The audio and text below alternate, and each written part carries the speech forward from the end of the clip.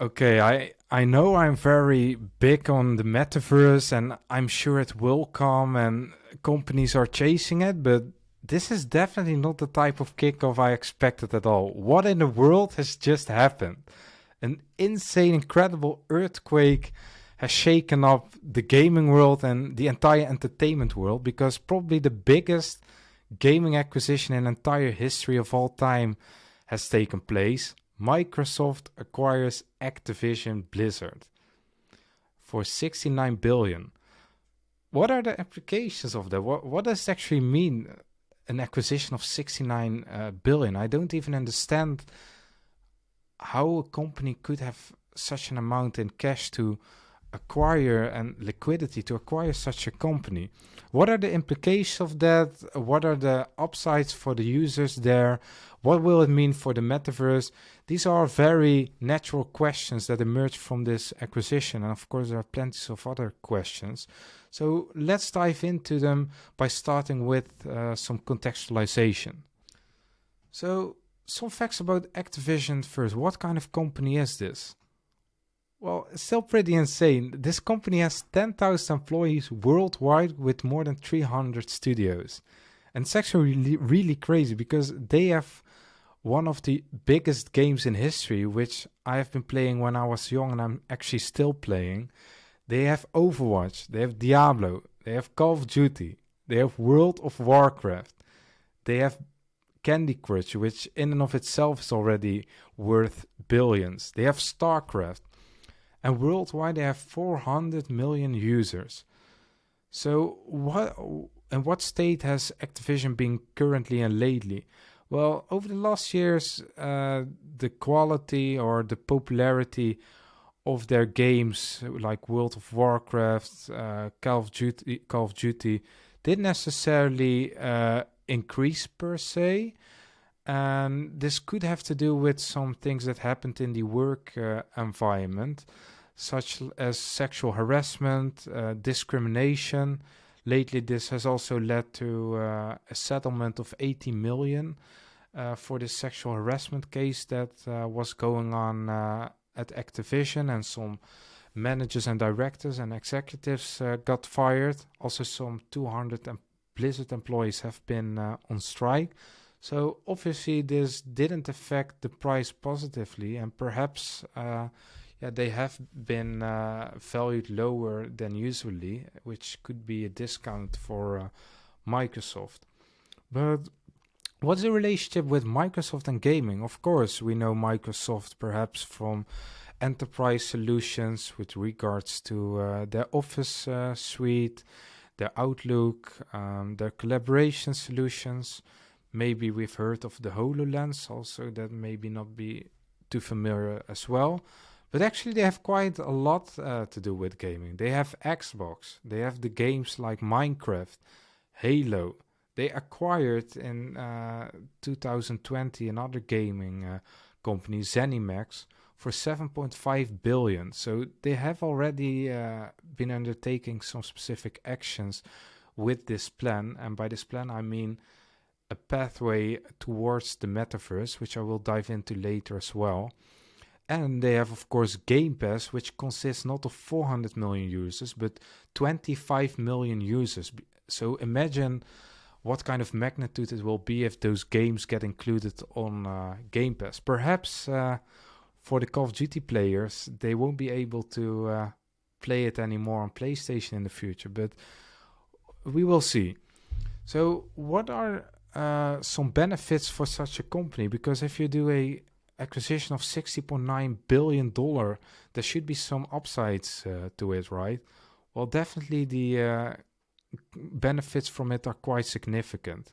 Obviously, it's still really crazy that they acquired this company, because this means that they will be getting all these huge games like Call of Duty, World of Warcraft, Candy Crush, Tony Hawk. It's like Real Madrid buying all the best players overnight, like Neymar, Lewandowski.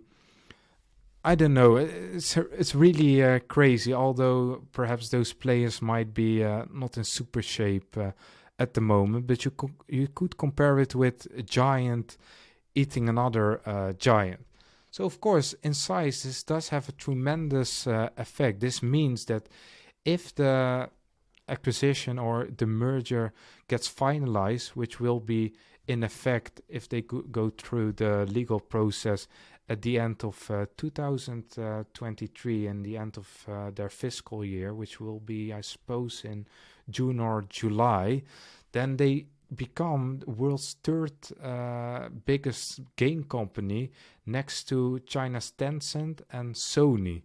So this catapulted them as from a relatively small gaming player as one of the top 3 biggest gaming players. Secondly, from a mobile gaming perspective, it's also an interesting opportunity because acquiring Activision means that they now own one of the biggest mobile gaming studios, which is King, which is the maker of Candy Crush, one of the most popular mobile games of all time. And actually, Microsoft has been having so far considerably low presence in the mobile gaming industry, so that also opens a huge door. Thirdly, this also allows them to kind of bypass Apple with their app stores. It's no secret that they have been facing quite some discussions early. The CEO also highlighted with the following statement. He said the following: "Today we face strong global competition from companies that generate more revenue from game distribution than we do from our share of game sales and subscriptions. And maybe their gaming empire gets large enough so that gamers will come directly bypassing the App Store." Because Microsoft and Apple have been at quite intensive war in that regard. What does this mean from a metaverse perspective? Is this a play towards the metaverse? Well, if this isn't, I have no idea what a metaverse play should be. But more interestingly, gaming is just one of the 2 big metaverse plays, because the other is office and conference software. And the CEO actually also released this in their press statement. He said, "When we think about our vision for what our metaverse can be, we believe that there won't be a single centralized metaverse, and there shouldn't be." He also said we need support from many metaverse platforms, as well as robust ecosystems of content, commerce, and application. So this perhaps suggests a open metaverse instead of a walled garden. Let's see to what extent this will be manifested. And then lastly, this also ties quite seamlessly into the corporate strategy that Microsoft has with regards to the 3 C's, which stands for cloud, content, and creators. And Microsoft, of course, wants to get as much of Activision's past and future content onto its cloud's gaming service. So over to some impacts today. Well, what has happened numerically? Well, if you look at the shares of Activision, for the shareholders, it quite skyrocketed. It increased by 27%. Perhaps that's even already higher now. And Microsoft shares declined by 0.2%. So that's still a quite significant net positive. So closing off with this video as Metaverse Mentors, of course, we are interested in what this means for the Metaverse. Is this a Metaverse play? I already said this definitely is a Metaverse play, but what does this explicitly mean? Does this mean that we will see a Metaverse in a year or 2 years? Well, I don't necessarily think so.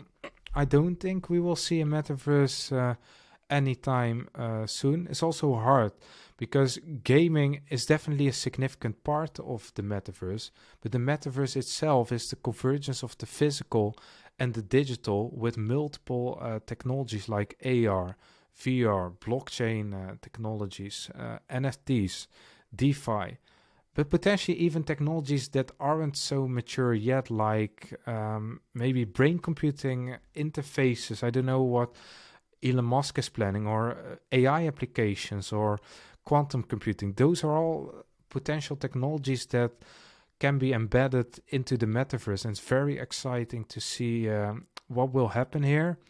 And yeah, for the end user, it's also very interesting. Let's see if they will keep some games multi-platform or exclusively available for Xbox players, which would be a disappointment, to put it modestly, for the PlayStation players. But it's definitely an exciting time. And what I'm very curious at, if you find this video educational, informative, please like, subscribe, or comment. And if you would like to comment, what I'm very curious into knowing is, do you agree with the findings? Do you disagree? Do you have some add-on suggestions which haven't been covered? And which implications do you see based on this acquisition? Because of course this is historically massive, and there is much more questions arising from this event than we just have covered. But thanks for watching, and again, please subscribe, like or dislike on the button below. Have a good week, guys.